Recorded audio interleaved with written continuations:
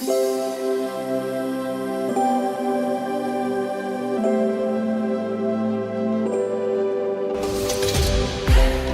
everyone, welcome back to my channel, or welcome if you are new. My name is Kyrielle and I'm so happy you decided to stop by to my channel today. Today I'm going to be reviewing and trying one of the hyped palettes that I've had for a while.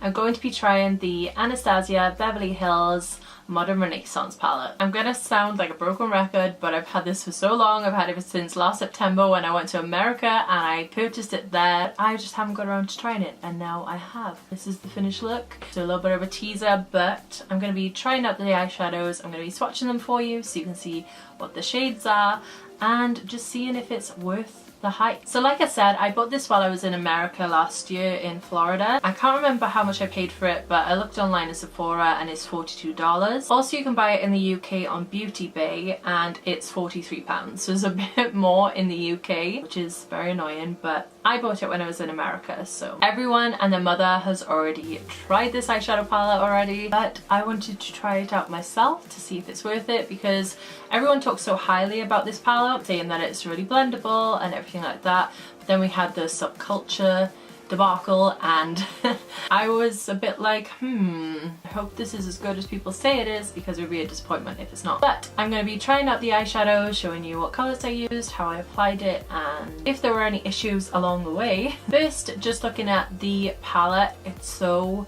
beautiful. I love this dusty rose colour, as you can see by my background. I love the kind of velvet feel that they have going on. It's a very nice luxe feeling palette. It feels bougie. Then looking at the palette just like this, those are the gorgeous shades. So in here we have kind of like a mixture of cool and warm. I kind of tried to use the cooler shades because I always use warm shades. But we have kind of like your neutrals around here, and then we go into the warm deeper shades over here. So I'm gonna go ahead and swatch all of them for you so you can see what they look like on my pale skin. Let's get straight into that. So here is the first row swatched. We have Tempera, Golden Ochre, Vermeer, Buon Fresco, Antique Bronze, Love Letter, and Cypress Umber. Here is the second row. We have Raw Sienna, Burnt Orange, Primavera, Red Ochre, Venetian Red, Warm Taupe, and Realgar. Okay, so I quickly primed my eyelids with some Shape Tape, and then I've just set it with my Hourglass powder. I haven't actually even opened this to have a look what it looks like on the inside. Ooh, it's all fresh and new. It has this very luxe, bougie looking exterior with the kind of velvet feel to it, and then when you open it up, it looks like this. This is very much up my alley. I love these kind of shades. It does come with a brush, but I'm probably not going to use this. Oh, it's got one of those peel off things for the mirror. That's so exciting. Do this together.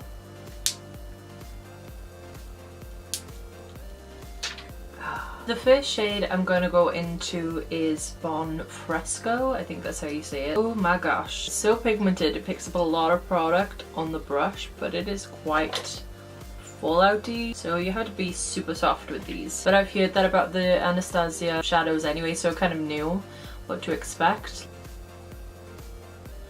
So this is a kind of purpley, like a pastel purple, going in with a light colour for a transition. That's a pretty colour. So after using that shade, there is a little bit of fallout in there, but it's not too much. It's not crazy. Now I'm going to go into Red Ochre as a deeper shade to go in the crease. So far these are blending really nicely. Being very light-handed while dipping into the pan because it is very pigmented and picks up really quickly. However, they are blending really nicely together. I was questioning putting these two colours together, but I think these look okay. I think I'm actually going to do more of like a cool tone, even though I love the warm tones in here. Yeah, so I'm going to go in with Antique Bronze all over the lid. It's really nice and soft. It feels really nice. Those blended really nicely. I'm just going to go in with this brush again though and kind of fan it out a little. So I'm going to go in with a little bit of Cypress Umber right along the lash line and kind of smoke out a little bit.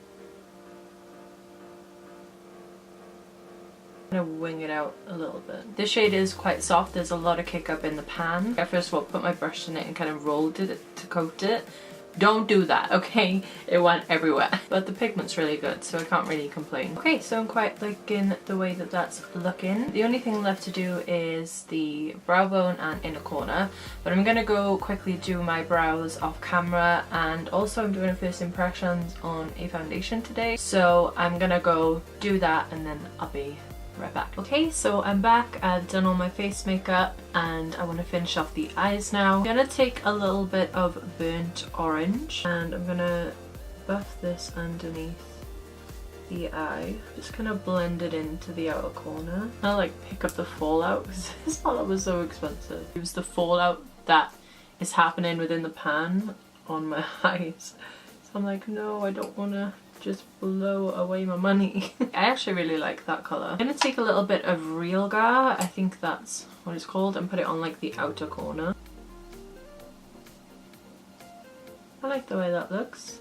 It's really kind of warm, smoky under there. Just taking a clean blending brush and I'm just gonna blend it a little bit more. Brighten up the eyes a little bit. I'm gonna put a white pencil in my waterline. It's just a very much loved L'Oreal one. I'm just trying to work this to the bone, which I pretty much have already.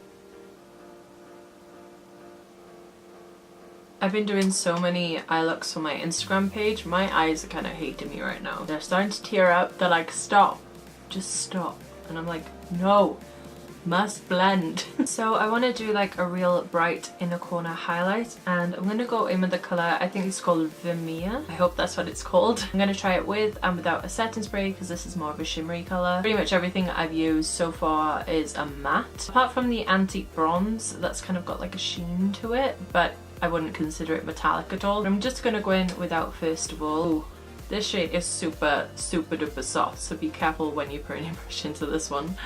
I thought it was going to crack for a second.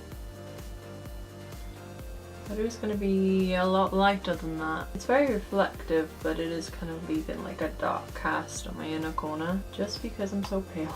And I'm just going to try it with some setting spray on the brush.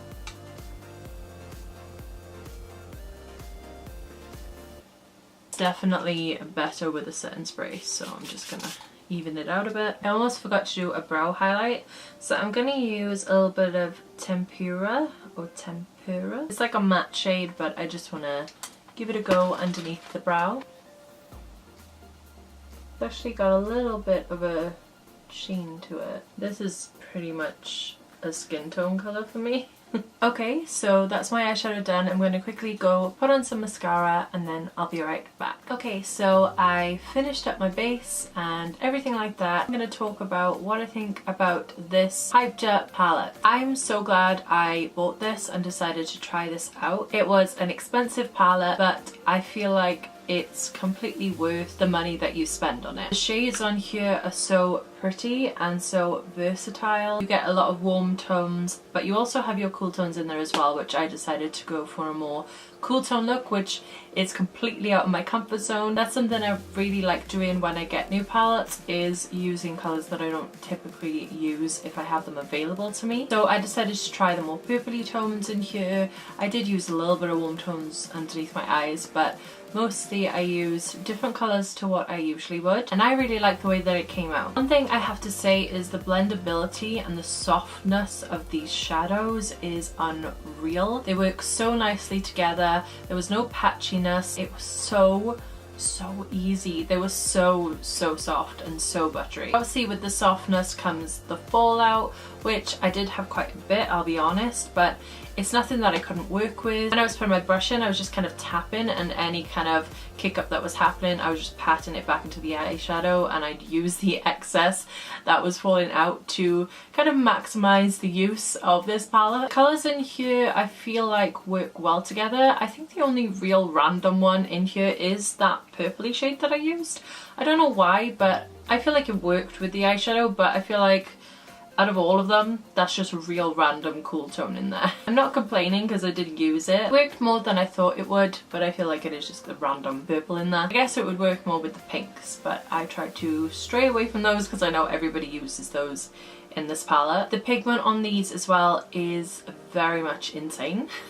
You literally tap your brush in the lightest amount and you get so much pigment. I feel like this would be good for beginners as well if you're just starting out into makeup. I feel like if you're looking to go for a high-end eyeshadow palette there's a lot of pigment in it but is really good to blend, this is actually a really good one. It's not too hard to use. The only thing is that they are so soft, so just be careful when you're putting your brush in.